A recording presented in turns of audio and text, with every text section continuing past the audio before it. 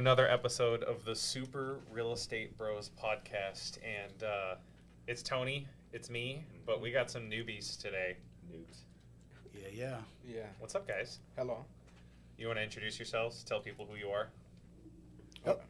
My name's Sean Ragsdale. Just joined the team about a month ago. Pretty excited to be here. Same. Just joined the team probably Evan Andrews a month ago-ish. Your name is just joined the Sean. team. Yeah, joined the team. I love that. Well, this is a podcast where we talk about real estate. We talk about a couple different things. We talk about the market. We talk about what it's like to be on a team together, what that looks like. What's going on in the world, interest rates, commission lawsuits. We've talked about that. We've talked about kind of a little bit of everything. So, Tony, is there anything you want to talk about today? Anything that you've kind of been dealing with recently? It's crazy. Where do I start? Let's. Is there alcohol in that cup? Let's talk about lenders. Whoa. All right, here we go. I thought we were going to go for option periods, but I like lenders. Let's go. Let's just talk about it.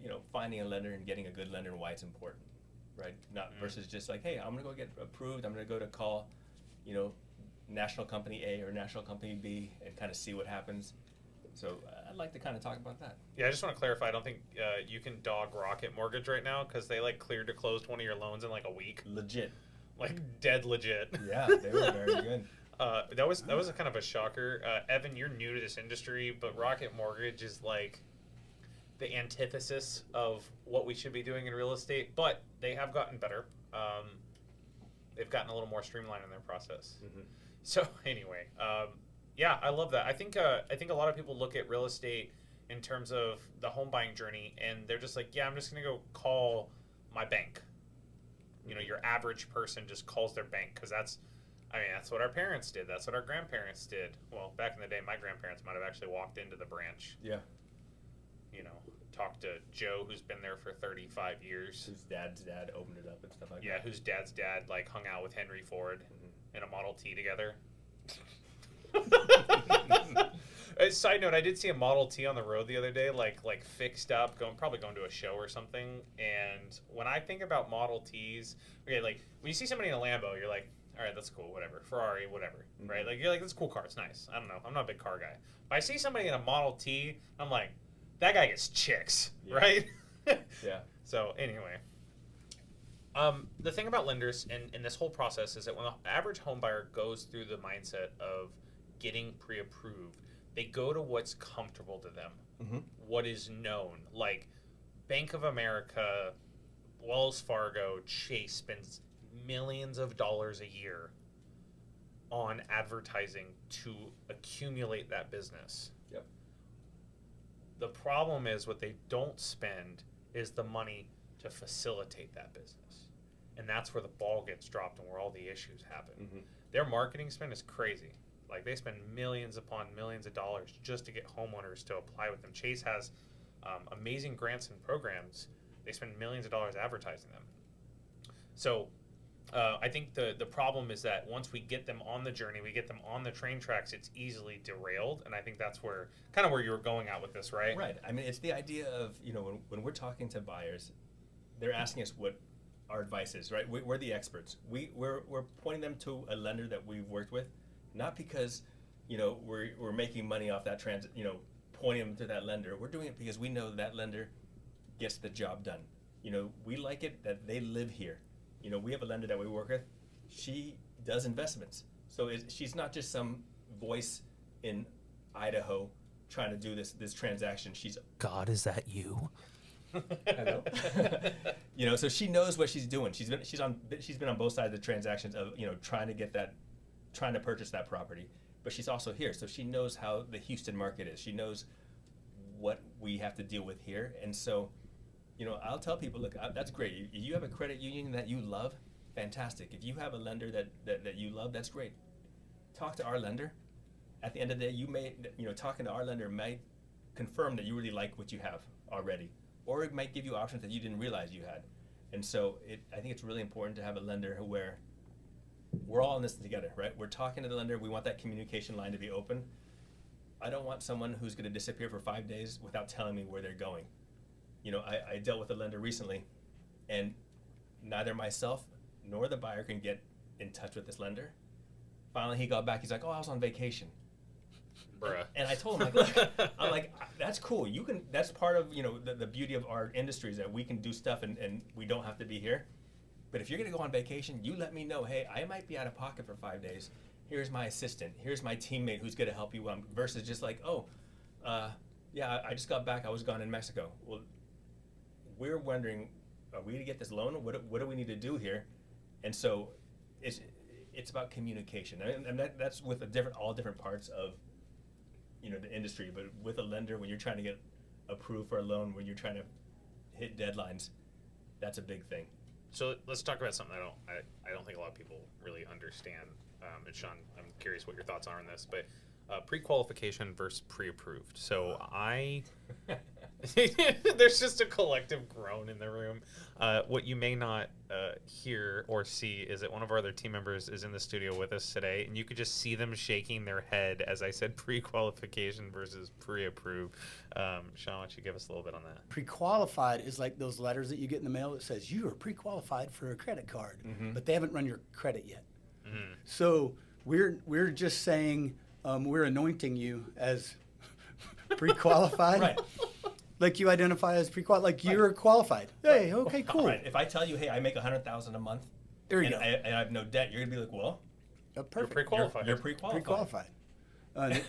Pre-approval, they actually dig in and go look at your actual credit, your credit history. Probably some even run it by the underwriter. So we have a good picture of. I think a lot of people think that they can lie to a lender. They're like the FBI. They will find you. Mortgage fraud is real. Yes, it is. Yeah, you can't lie to the lender, and so being up front and going ahead and getting the pre-approval. So if there's any issues, we can take care of them is the way to go. Yeah, I think something that's important here about the pre-approval process, they're going to go through underwriting. They're going to, like most lenders, will put them through, it's called direct automatic underwriting, DAU, or direct underwriting or automatic underwriting, one of those acronyms. And so the idea is that working with a lender that actually does that, they're going to pull your assets, they're going to verify your assets, they're going to verify your income, your credit, your job history, etc. All of these things are really important so you can have a clear picture. And I want to use a really good example. A few years ago, we had a client and they were like, I want to buy a house at $500,000. Like, so do I. Tell me more. Can we all buy houses at $500,000 right now in this market? Yes, at 3% interest rates. And they were like, I'm pre-qualified. I'm like, great. And they're like, get through the pre-approval process, and they can't afford a $500,000 house because of their assets. Their assets weren't what they said they were, or it was income or whatever, or job history. You never know. So it's always really good. And this is not like derogatory towards people. If you're listening to this and you're like, hey, like I'm really scared to get pre-approved, there is nothing better you can do for yourself than work with a professional that's going to pre-approve you, because you are getting disserviced as a consumer if you are not getting pre-approved in this market. We talk to high net worth individuals who are like, I don't need to get pre-approved, I'm totally fine. And then we're like, dude, you just bought a G-Wagon and you can't get approved for a house. How did this happen? Like, you just don't want to chance it. So you get a clear picture of what's going on. I think for me, as a real estate professional, I'm doing a disservice to these clients if they're not getting pre-approved. Like, I've dropped the ball and missed the mark. And then we don't end up doing. I call it the Property Brothers. You guys ever watch that show? Yeah. Where they get together and they're like, okay, here's all my hopes and dreams and wishes, and their budget's like $550,000, and they take them to a house and it's got all the stuff that they wanted, $1.2 million. Right. So, because you never want to look at something that you can't have because your wife will want it. Evan, have you seen the meme of like No. No. The running joke with Evan is that Evan doesn't know anything culturally past like the past 3 years. So, Evan, do you know the meme where it's like, I'm a rock scientist and I'm an underwater basket weaver and our price point is $1.2 million? Totally, yeah. Okay, that's what it means to get pre-qualified versus pre-approved. Like, that's what we have to deal with in this world. And I think there's a lot of people that just don't understand that process. it's our jobs as professionals to explain that process and just be comfortable with that and guide them through that. Now, what do you do with people who, they're afraid of that credit hit? Oh, I don't want to get, I don't want to run my credit because of, what if they're like in the beginning processes of wondering if they could buy a home, but they don't want, we're all taught that every time you run your credit, it's bad for your credit, right? But so you have 30 days once that first hit hits. You can get as much shopping done as you want with your lenders and things like that. It's actually a good thing. Like, sometimes your credit's been stagnant for so long, you need to, it needs to see some life again. Like when you've been married for 45 years and your marriage is stagnant, you need to see some life again. It's just like that. There's people that freeze their credit all the time. My credit has been frozen for a year and a half. Mary had some identity theft, and I mean, I'm in that boat. I don't want my credit run. I always deal in hypotheticals, and I'm like, I'll give you all the information, tell me the answer, but I'm not going to let you run my credit. So it's me. Hi, I'm the friend. yeah. I think the unique thing about it is that, and we talk about this with communication a lot, and if you're listening to this and you're like, I'm a consumer, you're going to see the mind behind of what we do and how we work with people. I would not want to go into a house blind, not knowing what we're going up against, right? As a consumer, unlock your credit and get pre-approved. There are sellers, especially now that there's less activity, sellers want to know you're serious because there's so many tire kickers out there now, just going and seeing homes because they want to take their agent out 7 o'clock on a Friday night.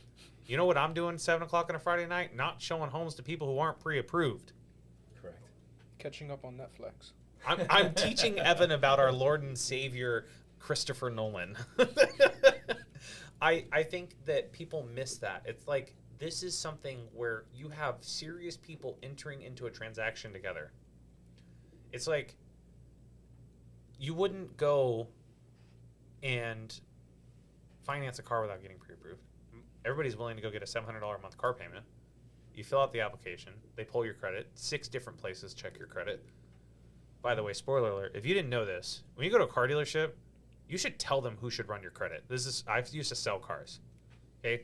I only go through the main credit supplier. So if I'm going to Kia or Hyundai, I'm going through their financing, which is like Hyundai Lease and Trust or whatever.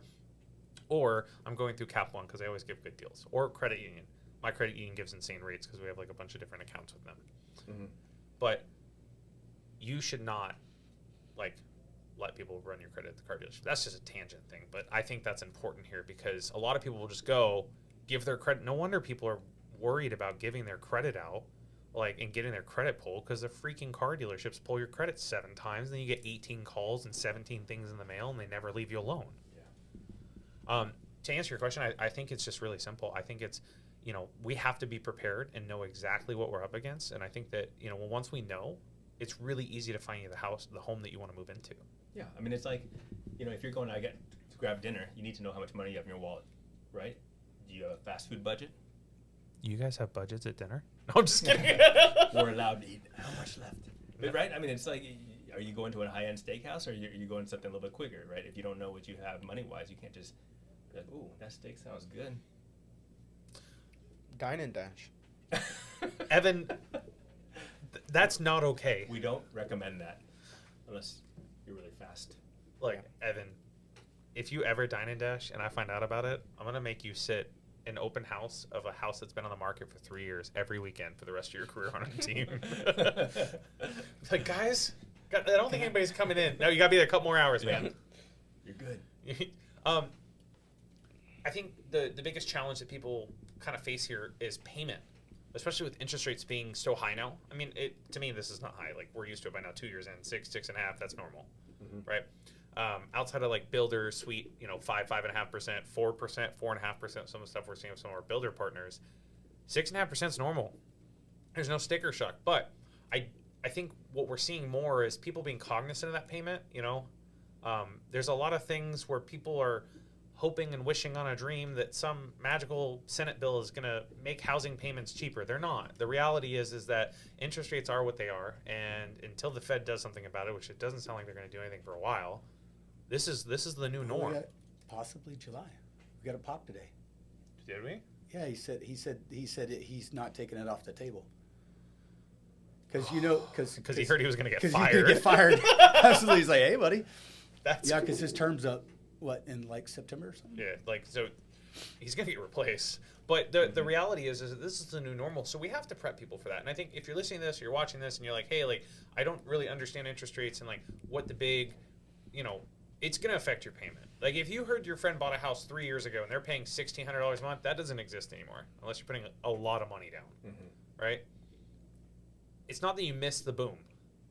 It's just things have changed. There's still so much more value now than there was before. I remember writing offers when there were 30 offers. You don't do that anymore. I think every one of your deals this year, resale or new construction, has had a seller credit in it. Mm-hmm. And you've gotten it below list, right? Mm-hmm. And what'd they do with that money? They buy the rate down? Buy the rate down. They don't have to dine and dish. They went to dinner that That's night. some money now.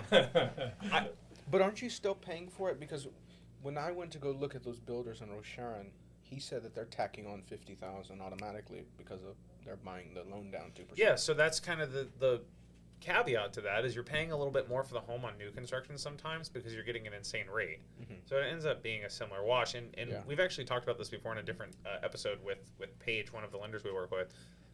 It's not actually the best deal in the world if they're tacking on that price. Now, if you're getting a discount on the price and getting a rate buy down and getting closing costs and a bag of chips, it's a win. But for resale, I think all the resale you've done this year, $5,000, $10,000 every transaction, getting closing costs for the clients, and at your price point, you're selling homes around $450,000, $500,000. That's 1% or a quarter point buy down on the rate, right? You get a little bit of that going. And now here's the thing: I am not the biggest fan of buy downs, and here's why. And I want to hear your guys' opinion on this, but just don't eat out as much. Don't go on vacation as much. Like the upfront money you're spending, if you're paying out of pocket for a rate buy down, you're not going to realize that return by the time you sell the house. Right? It's a buy down? So let's explain a buy down. Right? You're taking money, you're buying down the rate, so that's a little bit lower. Yeah. So if we're talking about a $10,000 buy down, how much is that actually changing our payment a month? $20? No, I mean for every $10,000 in price, it's about $50 to $75 in payment per month. With interest rates, I mean, if you get 0.5%, 0.75% buy down, you're saving a few $100s a month. Mm-hmm. But the realized return, so let's say you get $10,000 to buy down your rate. Okay. Let's say that it's saving you $300 a month. Okay. It would take you 32 months? Yeah, somewhere around almost 3 years to see a return on that money. So, you know what I could do for an extra $300 a month for the next 3 years? I could put that into something else. I could put that towards a vacation fund. Like, it doesn't. Now, if the seller's paying for it, great. 100%, you should do it. Or use it towards your closing costs in general. But in this specific scenario, I think with a buy down, you have to weigh your options. And most of the lenders that we work with are pretty good about that. They'll say, hey, like, I don't think this is a good idea to do it this way. Why don't you do it here? Or let's do a temporary buy down, 3, 2, 1, which was kind of pretty popular in the past couple of years. Mm-hmm. I don't always think it's the best option. And I think that more often than not, you should just pocket that money or not bring extra closing costs to the closing table. Because your average closing cost is anywhere from an extra 2 to 5% depending on the loan. So if you just get 2 to 3% from the seller, you might not have to pay closing costs. You just bring your down payment, and guess what? You buy furniture or whatever. After. Yeah. After. This is really important. If you're listening to this right now or you're watching this, please, for the love of God, don't buy anything on credit, open any credit card accounts, any type of lines of credit before you close on your home. I cannot stress this enough. And this just happened with Rocket Mortgage. They pre-approved, and I'm air quoting this because they didn't actually pre-approve this person. Mm-hmm. They pre-qualified this person, called it a pre-approval. And the person goes, yeah, we just bought our G-Wagon 2 days ago. And I'm like, excuse me? What? And I call the lender, and I'm like, bro, didn't you like go through their, like, even if the car didn't show up yet, you would see 6 pings from a BMW or Mercedes financing or whatever looking at their credit. And I was like, how did we get here? That's just lazy. At the end of the day, like, it's just someone not paying attention. Can we talk about, is a G-Wagon not the ugliest car you've ever seen in your entire life? Like, seriously. Do we love it or not? I'll do one better. So I'm an electric vehicle guy. I don't like Lucids. I think those are uglier than sin. Have you ever ridden in one? No. Have you? Bro. They're supposed to be really nice. It's like... On air? It's like, really plush on the inside. Oh, wow. And it is so fast. Like, stupid fast. And I've driven a Tesla before, and they're fast, but this thing's like over the top. She may have the 4-motor one. I think it might have a motor for every wheel. Where did you see a Lucid? I have not seen a Lucid on the road. Bro, I see like one a week. They're ugly. Polestars are ugly too. Polestars are hideous. Don't they build the Lucids over on 45 in AirTex? I thought they had a facility in Brookshire. I thought that Lucid. No, that's Rivian. Rivian's out in Brookshire, Sealy area. Okay. I think that the thing we're trying to get across here is please pay attention to what you're doing before you close. Haven't had it happen in a while because normally we like stress this to people like, please for the love of God don't buy anything. Don't miss a car payment. Yeah. I had one a couple years ago, and this is interesting. I promise you, Evan, since you're new, you will at one point deal with this. Mm-hmm. It's gonna happen. We had a client lose his job 2 weeks before closing, and he calls me and goes, "Hey, Brandon, I lost my job." Can we move the closing up earlier? Yeah, no. No, he was like, "Hey, like, I lost my job. I got laid off," and I'm like, mind you, this is a few years ago, so I'm like still kind of green to situations like this, and I'm like, I go, okay. And he called the lender, tell him. Lender's like, okay, get him a job offer letter from the new job. And I'm like, it's that easy? And he's like, yeah, as long as it's the same field, like same thing. And they closed 2 weeks later. But if you lose your job, like, you're not buying a house. And you shouldn't buy a house anyway. Like, I want to be very clear about this. Like, if you lose your job and you don't have another job lined up, like, don't buy a house. Yeah. No one wants to be house poor, and no one, like, I'm never one to say that. Like, you should never be in that position. So, but it was, I mean, you just get to deal with crazy situations. And the more you deal with this, the more you're going to see the challenges. I think the reality is that there's always going to be something, right? An appraisal is going to come in low. An appraiser is going to be past the deadline. That's happened twice in the past month in Abilene. Oh my gosh. These appraisers, I don't know what they do out there. Maybe they're like farmers during the day and appraisers at night. I don't know what they're doing out there, but they were both late. And it's just always something. Just be prepared. And I think the reality is like, as a buyer, if you're listening to this or watching this, you should always be prepared, but don't stress about it. Like, we're going to help you navigate that. We're going to help you figure out the solution. I don't think that you should ever worry about, like, oh my God, what happens if corner cases exist, but we don't deal with corner cases. We deal with A plus B equals C, and if we need to go through the rest of the alphabet, we will when we get there. Because especially for first-time home buyers, I think we can get caught up in the what-ifs and all the crazy scenarios, and I just don't want that to happen for people. I hate seeing people stress out. This is the most magical, big purchase of your life, realistically, most people. This is first home is you're buying an investment, right? You're investing in your future. No one's ever gotten poor by buying real estate. Well, actually. Right. Well, and I think the important thing is, right, we're sitting here talking about things that could possibly go wrong or, hiccups, but that makes it, we're just informing, right? Because if we have 10 transactions and 9 of them, there's nothing wrong with them, then we're not sitting, we have nothing to talk about, right? So even though we're kind of focused on, ooh, be careful of this and be careful of that, it's not to scare, it's more just like, look, that's stuff that is out of the norm, but it's also not out of the norm as from left field. We've seen it, right? So we've been in the industry long enough where if maybe it hasn't happened to me, but maybe it's happened to you. We know how to get past these things. So it's not like these things come and we are completely blindsided and deer in the headlights. We know what to do when they come, right? We know what to do if an appraisal comes in late. We know what to do if a lender can't get the loan and we got to scramble to figure things out. I mean, these things happen, but it doesn't mean like we're done.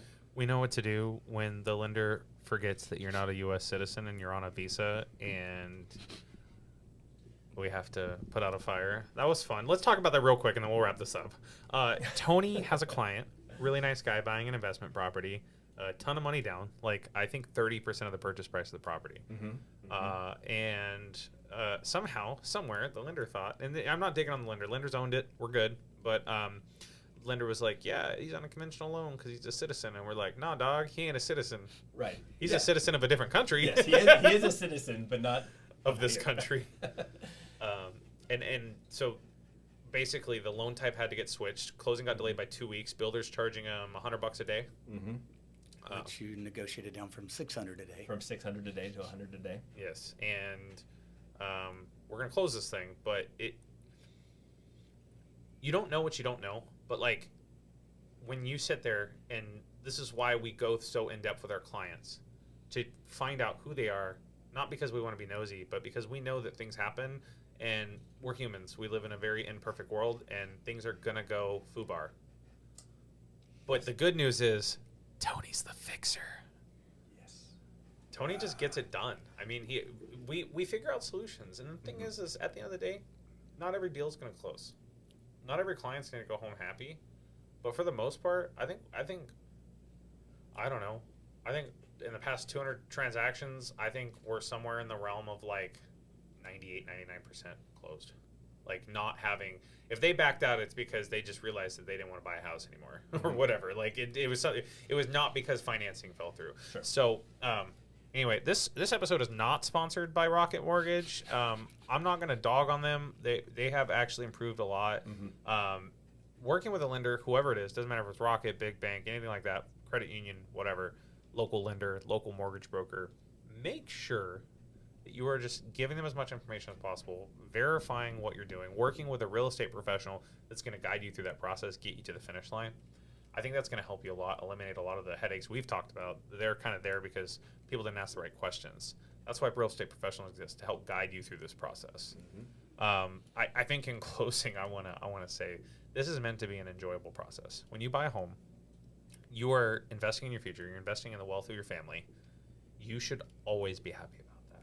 And if you are stressed out about the finances and things like that, let someone else take the load off your back on that. Let us work for you, work hard for you, because that's what we do. It's our full-time job. Your full-time job is not buying a house. Your full-time job is whatever you do that qualified you to buy that house. So let us handle the rest. Yeah, I love that. Okay, guys, how can people get a hold of you? If they want to know more about buying a home, mortgage process, how do they get a hold of you, Evan? My phone is Sal. No, I don't want to give people your cell phone on the open air. Oh yeah, let's do. Yeah, let's Yeah. do like 281-88. No, what's the Mike Jones song? 832-888. What is it? 867-5309. What's your Instagram handle? Real Evan Andrews. At Real Evan Andrews. God, that sounds so official. Yeah. That is really What is yours, Tony? At Tony Lathan, The realtor. real estate agent. No, that's not it. The realtor. The realtor. That's Yeah. what it is. I feel like yours should just be at that one guy in the movie that you saw. Yeah, at one time. Sean, what about you? So hold on, Tony, give us your actual Instagram handle. At the Oh my God, do you not know your Instagram handle?